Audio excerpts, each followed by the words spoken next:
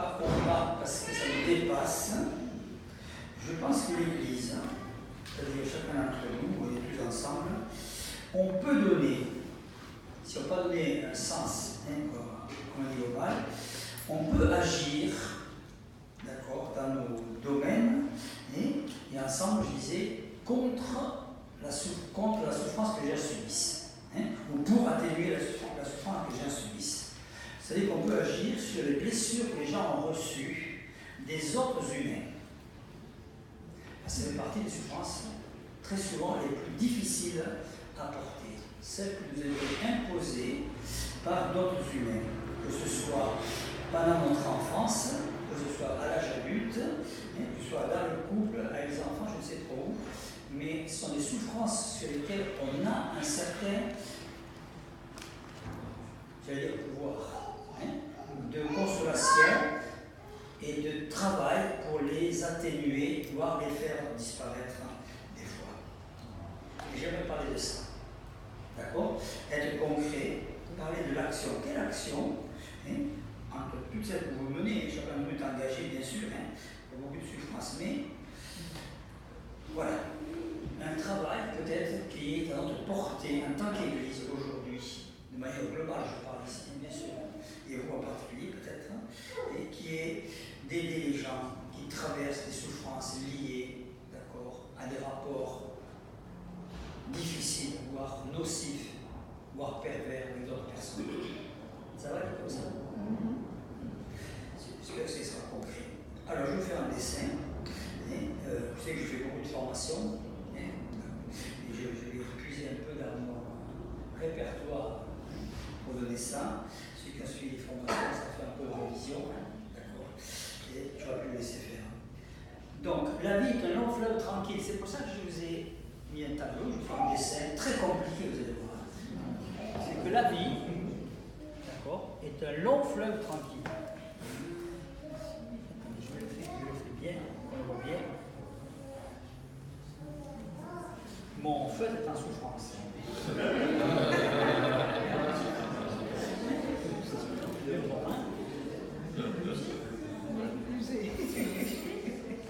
Ça va, vous y voyez là, c'est bon? Mon dessin? C'est caché par ce machin-là. C'est caché par ce machin-là. On voit bien. On voit bien. Ah oui, il vient par là. J'ai de là, c'est un. Non, mais je peux le mettre là alors. Ah oui, devant. Ça va mieux? Pas plus, pas plus. Si tu vois pas, il déplace pas. Là, il voit plus avant. Vous voyez du Ouais. Parfait. Merci. Voilà. Oui, Ça va mieux, Long fleuve tranquille. En fait, la vie est prévue pour que nous naissions de parents qui n'ont pas de problème, qui sont mis ensemble, qui étaient heureux de s'aimer, et tellement heureux de s'aimer qu'ils ont décidé de prolonger ça en nous faisant, d'accord, et que nous ne venions pas réparer rien dans leur vie, ni apporter un plus, ni rien du tout. C'est simplement pour nous-mêmes. Ils nous ont fait comme ça, très gentiment, et nous avons eu ces parents qui avaient réglé leurs propres problèmes, qui nous ont donné la vie. Vous dites, voilà, dans la vie devant toi, on va t'aider à entrer dans la vie, à construire tout cela. Et puis, ils nous ont donné des frères et des sœurs qui n'avaient pas de problème, parce que les parents n'avaient pas de problème. D'accord? Ça, c'est pas possible. Ça, c'est pas possible, c'est pas grave. D'accord? Donc, ces frères et sœurs, nous avons grandi dans un milieu social, dans un environnement familial, où tout était beau, bien, parfait. Nous avons eu tout ce qu'il fallait comme discipline, comme plaisir, comme construction psychique, et tout ce que vous voulez. Et comme ça, nous avons grandi, passé une adolescence sans trop de problème, bien sûr, puisque nos parents n'avaient pas de problème, nous non plus. Et puis nous sommes mariés avec une femme ou un homme qui venait d'une famille qui n'avait pas de problème. D'accord? Et donc là, nous avons continué notre vie, nous avons nous-mêmes fondé un foyer, et nous avons eu des enfants qui on grandit dans un milieu pacifié, un milieu d'accord, où l'intérêt de chacun est mis en avant pour le bien de tous et ensemble. Et puis comme ça, nous avons grandi, nous avons eu des petits-enfants, nous avons eu la retraite, un travail qui correspondait à ce qu'on était compétent de faire, qui correspondait aux études qu'on avait fait, que nos parents nous avaient dit de faire parce qu'ils avaient compris qui on était. Formidable la vie.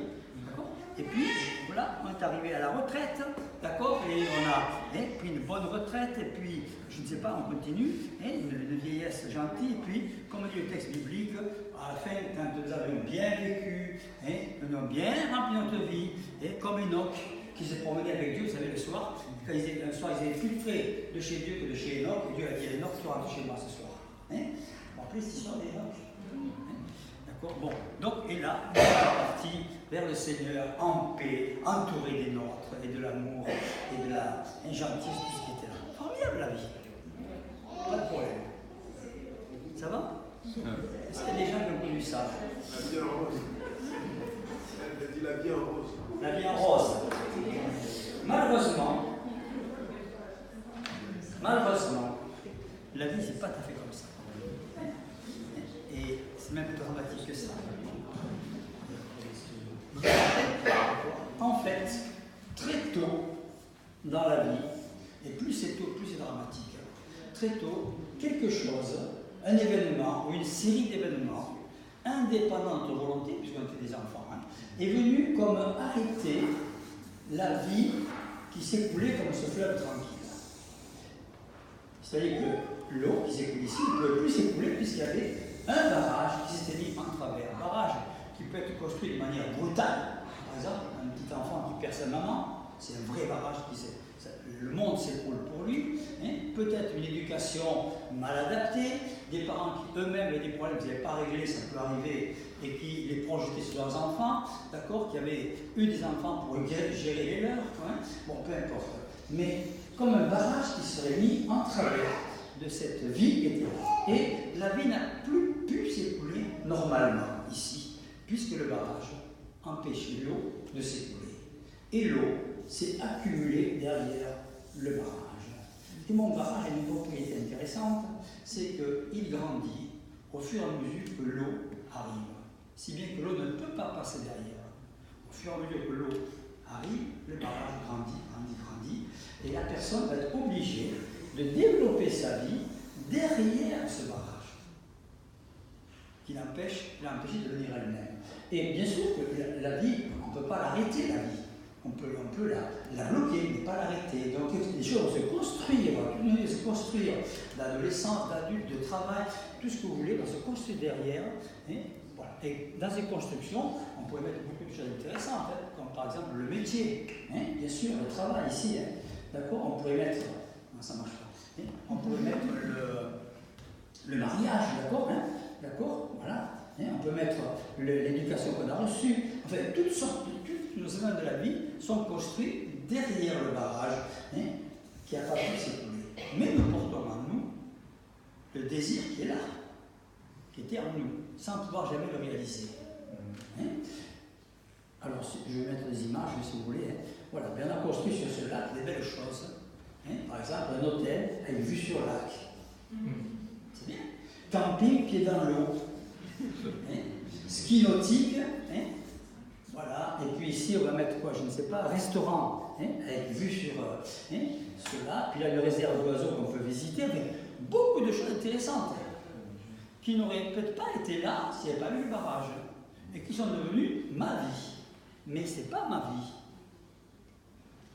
C'est pas la vie que j'ai portée en moi. C'est une vie qui m'a été imposée par les circonstances extérieures à moi, qui sont les blessures, d'accord, que la vie ou que mes parents, mes frères et sœurs ont mis dans mon existence en arrêtant l'eau qui est là. Mais on a des rendez-vous avec nous-mêmes de temps en temps. D'accord? Pas de l'adolescence. C'est au moment où on a rendez-vous avec soi-même. L'âge adulte, à 45 ans, on a rendez-vous avec soi-même. Et à ces moments-là, on a une souffrance plus particulière qui va me dire, mais tu n'es pas toi. Finalement, c'est pas toi. Toi, tu es fait pour autre chose. C'est comme un oiseau qu'on aurait mis dans une cage avec des poules. Et qui sait qu'il doit s'envoler, mais qu'on l'enlève et qu'on laisse avec les poules là. Qui dit, non, je ne suis pas fait comme basse-cour, je suis fait pour survoler peut-être tout ce qu'il faut dans la basse-cour. Oui. Alors, dans la construction derrière le barrage, Oui. tu as cité de bonnes choses, Oui. mais ça peut être aussi une vie de rébellion. Oui, ça peut être aussi, donc ici, des caravanes de pêcheurs, mais qui sont en rébellion contre la société. D'accord. Bon, moi, je dis des belles choses pour. Oui. Mais on peut mettre quelque chose de négatif ici. Hein. D'accord. Des braconniers. Voilà. Ceux qui ont piégé les oiseaux de la réserve. Hein. Ça peut voir. Et donc, autant de choses comme ça. Et cette souffrance, nous en prenons conscience. Hein. Alors, est-ce que ça va donner une petite image comme ça? Alors, l'idée, c'est comment. Par contre, le dessin, c'est. Comment, oui? En dessin, il te manque quelque chose.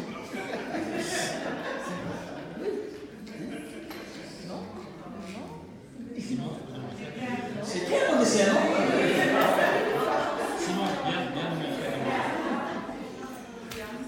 Bon. Toutes ces blessures ne nous permettent pas de devenir nous-mêmes. Toutes ces blessures sont des barrages dans nos vies qui nous empêchent de devenir nous-mêmes. Je vais vous faire une citation, d'accord, sur la souffrance. C'est le psychiatre, d'accord, qui a vécu les camps de concentration, d'accord, et qui voit ce qu'il dit. Hein? Je suis un survivant de la Shoah.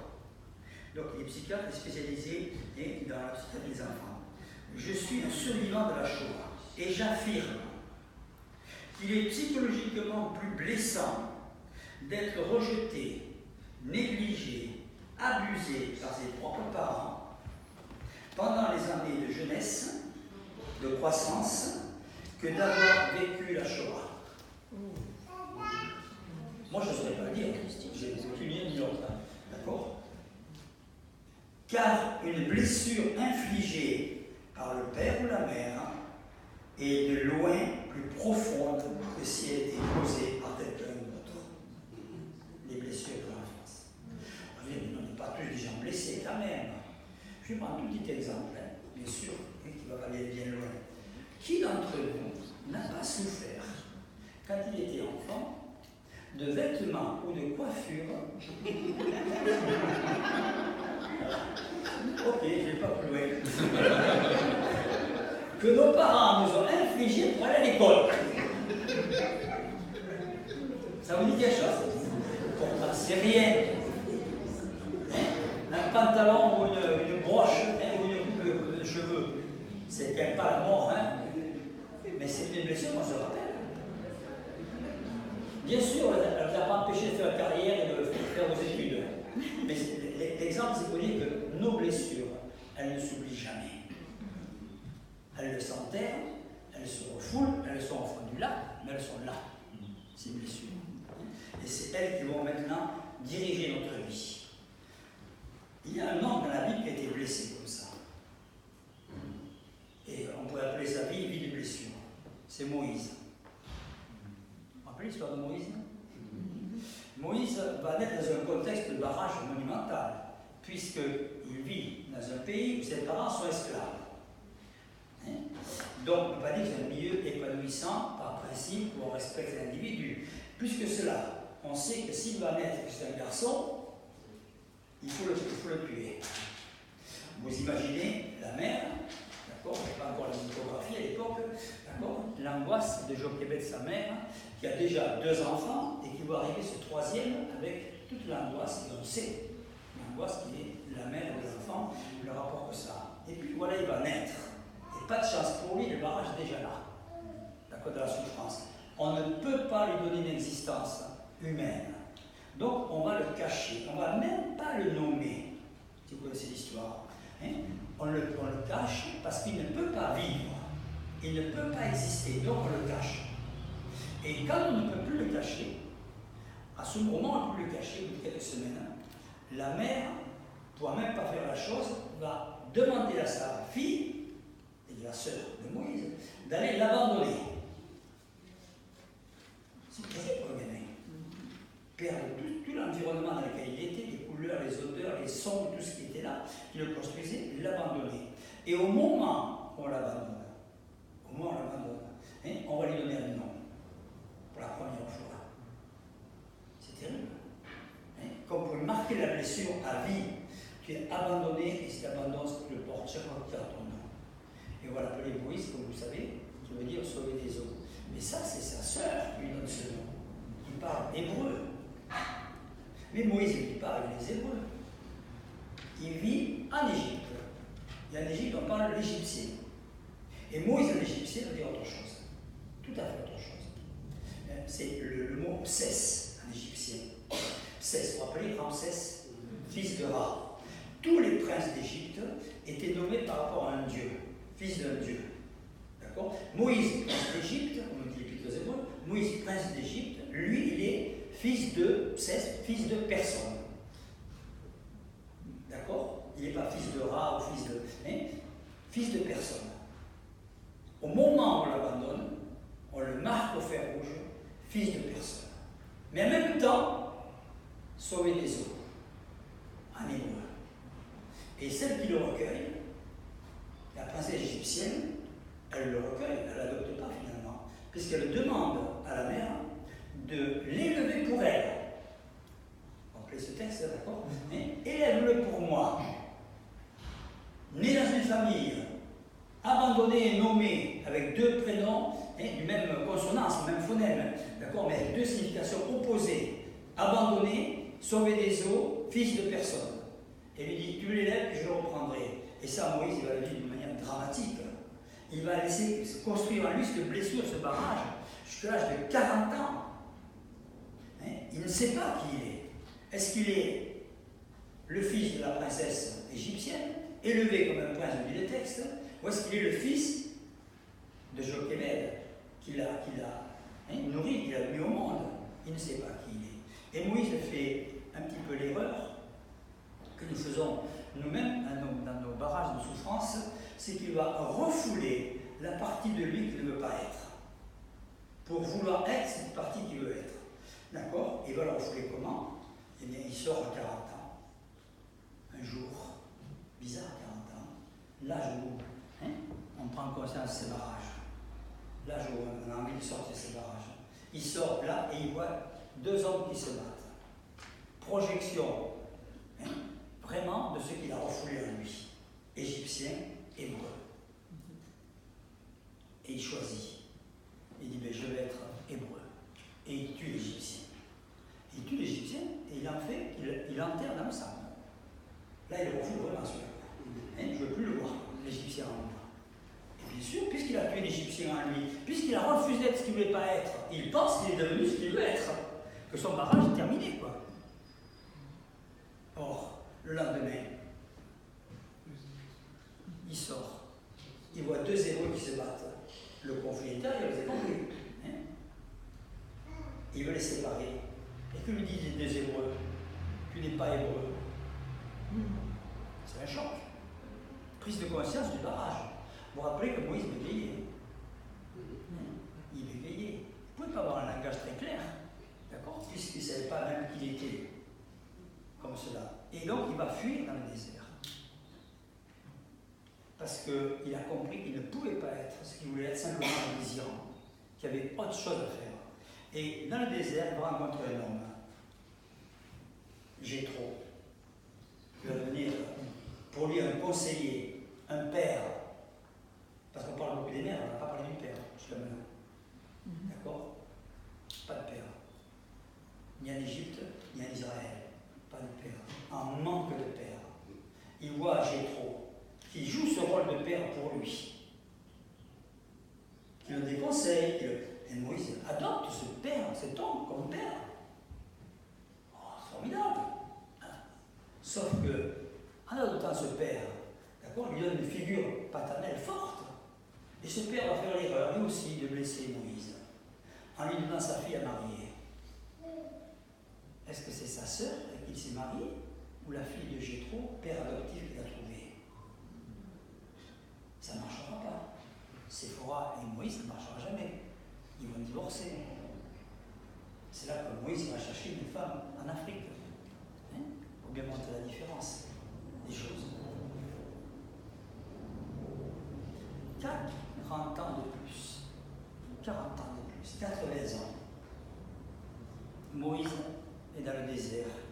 Hein, et il voit le buisson ardent.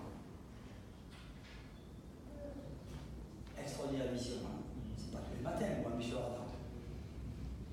Et en le voyant, je ne sais pas ce que Noé dit, d'accord, qui est là derrière, qui a ouvert le robinet, je ne sais pas.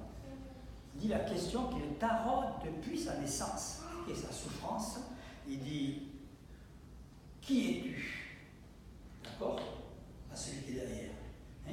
Qui es-tu? Et Dieu lui dit va vers tes pères. Il ne répond même pas à sa question. Il ne dit pas tu es Moïse, hein? Sorti d'Égypte, d'accord? Hein? Tu vas voir ce que tu vas voir plus tard. Hein? Il dit qui es-tu? Il dit va voir tes pères, retourne chez tes pères. Mais c'est mon problème. Je ne sais pas qui sont mes pères. J'ai eu un beau-père qui a voulu le père, qui m'a filé sa fille à marier, qui était ma soeur. Hein? D'accord? J'ai eu une mère qui m'a abandonné, avec une femme qui n'avait pas de père pour moi. Mais je n'ai pas de père. C'est ma blessure, c'est mon barrage, je n'ai pas de père. Va vers tes pères. Il va retourner vers Pharaon. Vous connaissez la suite de l'histoire. Et je ne vais pas tout vous le raconter encore, dans le désert et partout. Hein? D'accord? Moïse, l'homme qui a souffert parce qu'il y avait des barrages dans sa vie. Moi, je pense qu'il y a beaucoup de gens, parmi nos concitoyens, chrétiens ou pas chrétiens, qui souffrent de souffrances inutiles, d'accord, ici je dis bien, dont on connaît l'origine, d'accord, que les barrages que les gens ont mis dans leur vie. Et peut-être notre mission, c'est de les aider à comprendre ce qui s'est passé, de les aider à mettre des mots sur les barrages qu'ils ont rencontrés. Ces barrages, on les connaît bien. On les connaît bien, les souffrances qu'ils nous portent. Et moi, j'en vois 5 particulièrement. 5 particulièrement qui nous font vraiment souffrir. Ces barrages de trahison. Quand nous avons été trahis, ça, c'est une souffrance. Quand nos parents nous ont trahis, pas parce que des fois, ils voulaient nous trahir dans le sens qu'ils étaient méchants. Des fois, oui. Mais quand nous souffrions, qui n'ont pas été là, ça c'est une trahison. Vous vous rappelez ce que dit Dieu? Il dit, dans les moments difficiles, je ne t'abandonnerai pas, je ne te trahirai pas. La trahison, d'accord, la confiance abusée, et la confiance qui n'est pas donnée, d'accord, ça c'est une blessure. Deuxième blessure, sur laquelle on peut travailler, c'est le rejet. Être rejeté. Alors, on peut te rejeter en bloc parce qu'on existe, mais on peut te rejeter pour une partie de sa personne. Parce qu'on est un garçon, parce qu'on est une fille, parce qu'on n'a pas les dons que les parents voudraient, parce qu'on n'a pas la couleur que les parents voudraient. Rejeter. Les rejets. L'abandon. L'abandon, c'est pas automatiquement comme Moïse l'abandon, mais ça peut être vraiment, des fois, dans la souffrance, dans nos difficultés d'enfant, avoir été abandonné à nous-mêmes, n'avoir pu trouver aucun secours auprès de nos parents. L'humiliation, la honte. Je parlais des vêtements d'école, c'est un petit détail, ça, d'accord? Mais des fois, c'est le nom même qu'on porte qui est humiliant. C'est nos parents même qui nous humilient. On a honte d'eux, des fois. Vous voyez? Physiquement, on nous a fait honte, trop grand, trop petit, trop maigre, trop ce que vous voulez, d'accord? Et le dernier qui est le plus fort, peut-être, c'est l'injustice. L'injustice que nous avons rencontrée. L'injustice de la fratrie. L'injustice de la vie que nos parents nous ont donnée, qui n'ont pas reconnu ce que nous étions. Autrement dit, la trahison, les rejets, l'abandon, l'humiliation, l'injustice font très souvent des barrages de souffrance qu'il me semble que l'Église pourrait aider à gérer mieux. Peut-être encore. Encore peut-être qu'ils se forment pour ça. Mais ces blessures-là n'apparaissent pas comme ça. Elles apparaissent déguisées. Ce qu'on appelle le symptôme. Il y a le problème et le symptôme, d'accord? Elles apparaissent par exemple quand on va vouloir aimer. On va se rendre compte qu'on veut bien aimer, mais qu'on a tellement de blessures en nous qu'on cherche dans l'autre à réparer une propre blessure. Par le corps, elle s'exprime aussi ces blessures. dans notre travail, dans notre relation avec Dieu, évidemment. On va demander à Dieu de réparer ce que nos parents ont fait. Mais Dieu n'est pas là pour réparer ce que nos parents n'ont pas fait. Ça ne marche pas. Moïse reçoit de Dieu, tu ne lui dis pas je suis Dieu, je suis ton père maintenant, tu as eu des pères méprisables, et maintenant je suis ton père. Pas du tout. Il lui dit tu vas vers ton barrage, retourne vers tes pères. Mais c'est mon problème. Il dit oui, justement, c'est ton problème. C'est ton problème que tu dois gérer pour maintenant sortir tes souffrances. Alors on ne peut pas faire exploser le barrage, ça serait formidable. On achète de la dynamite, on bourre tout ça de dynamite là, on met une allumette, on part en courant.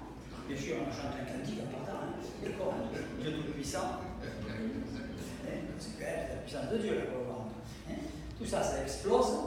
Qu'est-ce qui va se passer? C'est que toute l'eau qui a été emmagasinée derrière, toute cette eau qui est là, d'accord, va faire un tsunami qui va tout dévaster de ce qui est là. D'ici jusqu'en bas, tout sera dévasté. Et vous n'avez plus que des cailloux. Et la vie ne pourra pas repousser. Elle ne sera plus ici, elle ne sera pas là. On appelle ça décompensé. D'accord? Et ici, qu'est-ce qui va rester? Au lieu de ce restaurant, de tout cela, d'accord? Même une boutique de pêcheurs à la ligne, là, qui est riche, d'accord? Qu'est-ce qui va rester? De la boue. De la boue ici et rien ici. Donc, surtout, on ne fait pas exploser les barrages. Je dis ça parce que on accentuera la souffrance de la personne, pas plus. Par contre, si on arrive à nommer nos blessures, comme Moïse, si on arrive à pouvoir parler de cela, dans un cadre bien sûr compétent peut-être, eh bien le barrage va s'arrêter de grandir. Si on arrive à dire nos colères contre les injustices, contre les souffrances, et nos colères contre ceux qui en sont responsables, surtout, et c'est surtout pas nous, puisqu'on était gamins. D'accord? Si mes parents m'ont battu, c'est pas parce que j'étais un enfant difficile, c'est parce qu'eux avaient un problème.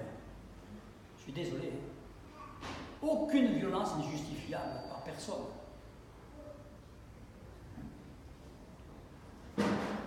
L'eau, le barrage ne grandissant plus, si je peux en parler, de mes blessures, le barrage ne grandira plus. Et l'eau va passer par-dessus maintenant, parce que l'eau ne va pas s'arrêter. La vie va continuer. Et l'eau coulant ici va redonner vie, ici, à ce lit qui était préparé déjà là. Et en même temps, je ne perdrai pas ce qu'il y a là. Il y aura toujours de l'eau là et là. Et quelques temps après, je pourrai me retourner. Le barrage sera toujours là, mais sera au-dessus du Niagara, une jolie cascade. Qui cachera le barrage, qui sera toujours là.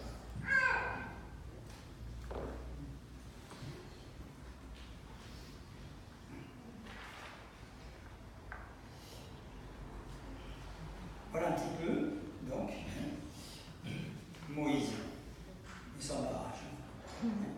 On peut prendre d'autres exemples dans la Bible. J'aurai ma montre et ces vêtements-là. Jusqu'à 18h15. 1 heure. Ah, je comprends. D'accord. On peut aussi poser des questions. Oui. Alors, est-ce qu'il y a des questions par rapport à ce que je viens de dire alors que je continue?